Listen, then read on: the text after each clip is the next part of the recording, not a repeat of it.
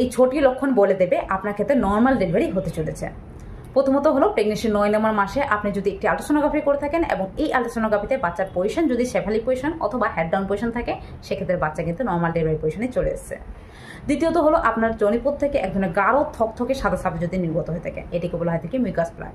তৃতীয়ত হলো আপনার ডেলিভারি ডেটের আশেপাশের সময়ে যদি প্রচুর পানে কোমরে ব্যথা হয়ে থাকে, সেক্ষেত্রে এটি কিন্তু নর্মাল ডেলিভারি হওয়ার লক্ষণ। চতুর্থ যে লক্ষণটি হলো সেটি হলো স্বাভাবিকভাবে আপনার এই সময় বারে বারে প্রস্রাব লাগা বা বারে বারে ইউরিন করতে যেতে হচ্ছে, সেক্ষেত্রে এটিও কিন্তু নর্মাল ডেলিভারি হওয়ার লক্ষণ। পঞ্চম যে লক্ষণটি হলো সেটি হলো স্বাভাবিকভাবে আপনার পেটের আকৃতি পরিবর্তন, মানে বাচ্চা এই সময় হেড ডাউন পজিশন চলে এসেছে, সেক্ষেত্রে স্বাভাবিকভাবে আপনার পেটের উপরিভাগে খালি খালি অনুভূত হবে এবং পেটের নিচের অংশটি একটু ভারী ভারী অনুভূত হবে এবং পেটের নিচের অংশটি একটু উঁচু মনে হবে, সেক্ষেত্রে বাচ্চা কিন্তু আস্তে আস্তে নিচের দিকে নামতে শুরু করে দিয়েছে। এছাড়াও লাস্ট যে লক্ষণটি হলো সেটি হলো স্বাভাবিকভাবে এই সময় আপনার ক্ষেত্রে এক ধরনের ফলস লেবার পেন বা পেট থেকে কোমরের দিকে এক ধরনের ব্যথা অনুভূত হবে, সেই সঙ্গে পেট শক্ত হয়ে যাবে এবং এটি কিন্তু মাঝে মধ্যে দেখা দিলে সেক্ষেত্রে আপনার পুরো বডি কিন্তু তৈরি হচ্ছে নর্মাল ডেলিভারির জন্য। এই সময় নিজেকেই প্রস্তুত করুন নর্মাল ডেলিভারির জন্য। তাছাড়াও প্রেগনেন্সির 9 নম্বর মাসে আপনার ক্ষেত্রে কোন লক্ষণটি খুবই স্পষ্টভাবে লক্ষ্য করা যাচ্ছে, অবশ্যই কমেন্ট বক্সে জানাবেন।